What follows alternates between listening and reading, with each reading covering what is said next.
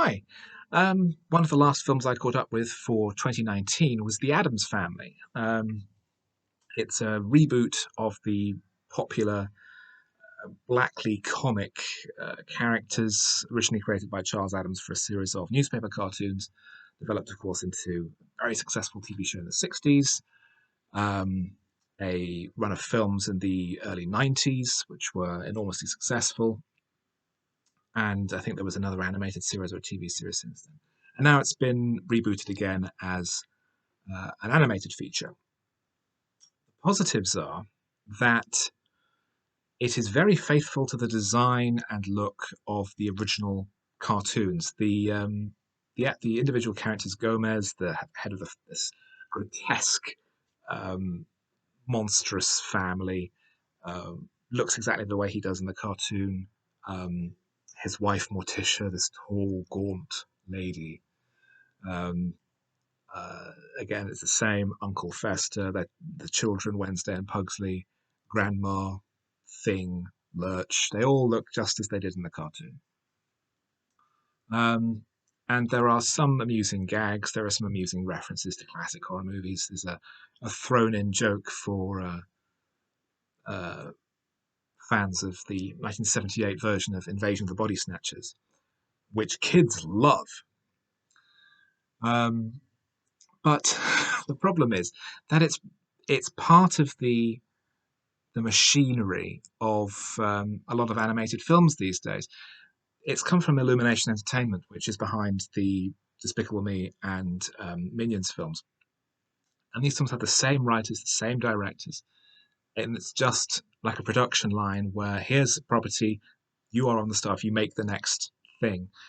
And it's made without a great deal of personality, without a great deal of expression, and it just feels production line, which negates the um, ethos of the Addamses, that they're these weird, bizarre monster people.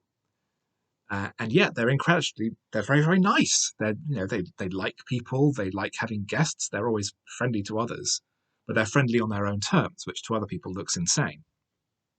And the plot of the film is another tedious rehash of the old, be yourself, be an individual type um, story, which so many children's films and animated films lumber through. And although it might feel more appropriate for an Addams Family story than for anything else, the fact that it is so worn and has become an absurd cliche of children's films and animated films makes it worth and mean even less than ever.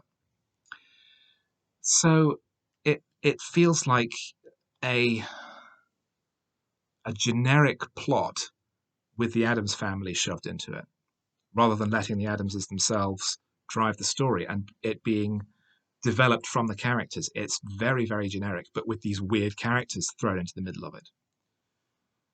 There are some very odd creative decisions. The voice of Cousin It, who is just a ball of hair, is done by Snoop Dogg. But all his dialogue is this backwards gibberish nonsense, which is meaningless. But Snoop Dogg's doing it, even though you can't tell it's him. But he drives a pimpmobile and he's got a cane and he's there's a lot of evocation of that of the